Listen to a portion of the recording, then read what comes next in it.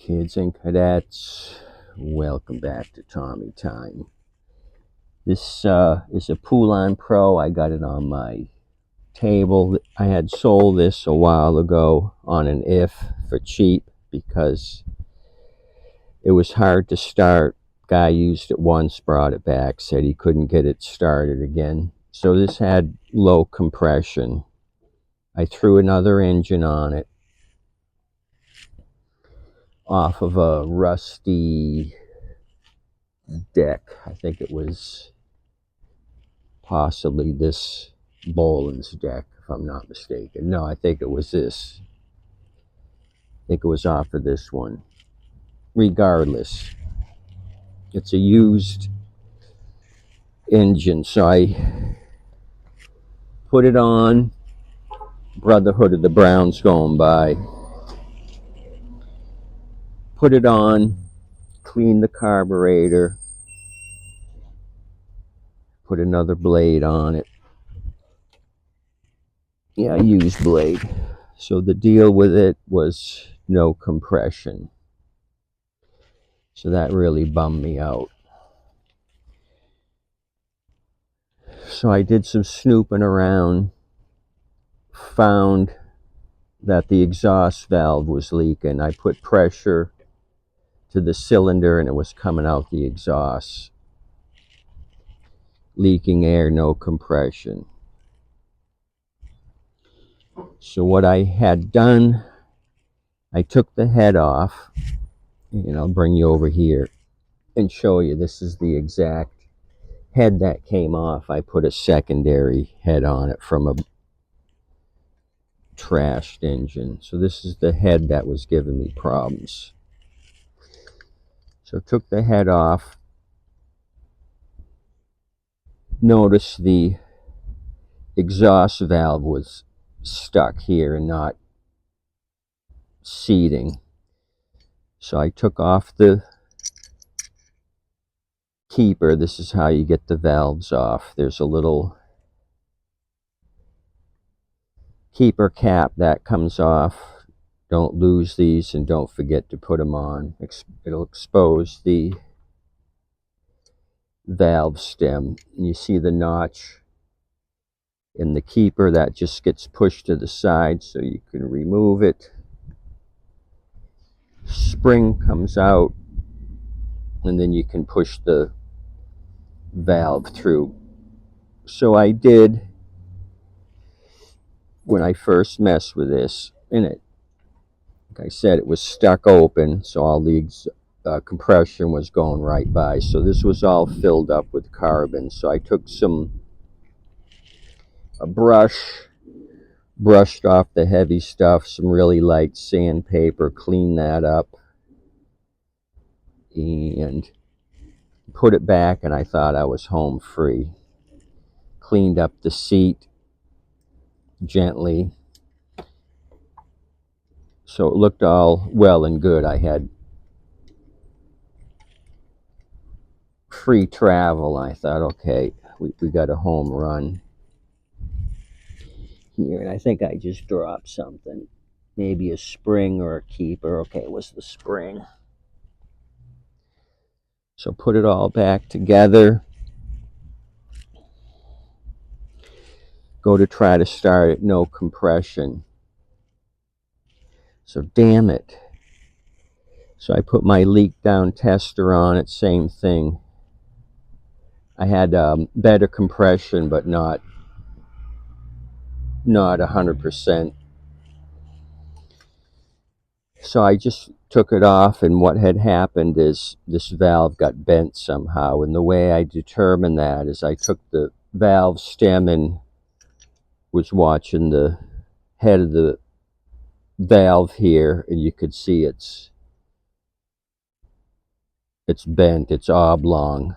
There's an air gap here. This is the high side of the valve, and that's the low side. You could see it wobbling. Hopefully that's showing up.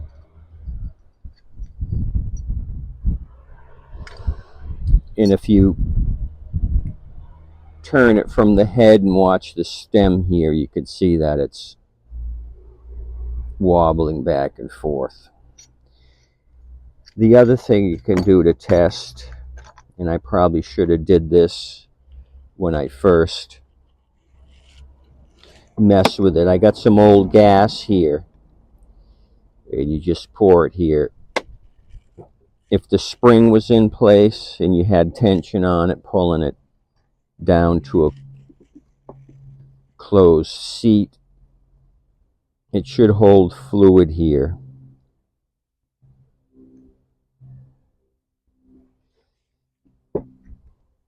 See, it's holding on the intake side even without the spring, but over here on the exhaust, all that gas is just going right past because the valve is bent. So the moral of the story is I have a bent exhaust valve. So I've been messing with this for 2 days now. Sold 2 mowers already. Guy come out, bought a Honda rear wheel drive, and another guy just showed up and bought a standard pusher. We'll look, if we got time, we'll look at this trade from the Honda guy. Gave 30 trade in. So I stole that new head off of this engine. This engine is, as you can see, no more life left in this. So I stole the head off of it. I had stole the carb on another project a long time. This has been in my junk pile. So I switched the head over to this. I had to switch the exhaust. The other exhaust was just a standard. This has the thermostatic wafer. So that's where we are. And so just by twisting the flywheel after I adjusted the valves, I'm getting what we should have is some resistance in the cylinder. So let's drop this piece of crap to the bottom. It's already got fuel in it. I don't know what this engine is for the year because, like I said, I stole it off of a rusty machine, but originally that engine on it was a 2018. Okay, that's where we are. It's got fuel in it from before. I don't have to fuel it. Let's drop it and see if this thing's going to work for us. Saturday's Yellow Turd. I desperately need pushers. I think I'm down to 2 pushers. Poulan's high wheeler just like this, green, and then a baby 20. So this will add to my inventory. Sun should be here in a few. We'll probably get my brother Handy Andy rounded up, go to lunch. Probably clean up some mowers, get them ready for fixing. So I was kind of bummed out on this bent valve deal. I thought it was just carbon buildup, but no, bent valve. I'm learning. You kids and cadets are pros. I'm just a hacker and slasher under an oak tree. So I've got a new filter for this, my white paper filter.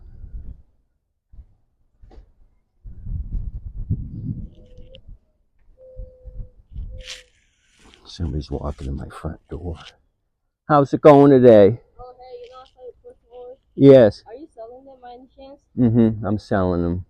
You are? How much are you asking for them? The self-propelled are more expensive. The regular pushers here, the high wheeler I got for 120 and the smaller one 140. 120, yeah, because it's got that right there. It starts and runs. This is a smaller machine, but in better condition, 140. And if you have an old one that doesn't run, I'd take it for trade. Yeah, but it's got to be a gas. I don't take battery powered. mowers. The 120 for this one. Yes, sir. Can I try and see? Yeah, yeah. Go ahead.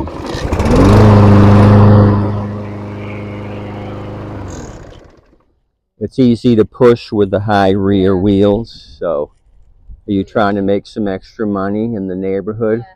Okay, this will be a good candidate for you.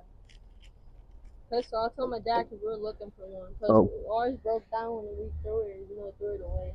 oh, you threw it out already. Well, yeah, come back and see me. Okay. Yeah, thanks. Thank you. Thanks for stopping. I gotta go, kids. Somebody pulled up in a SUV. Sorry.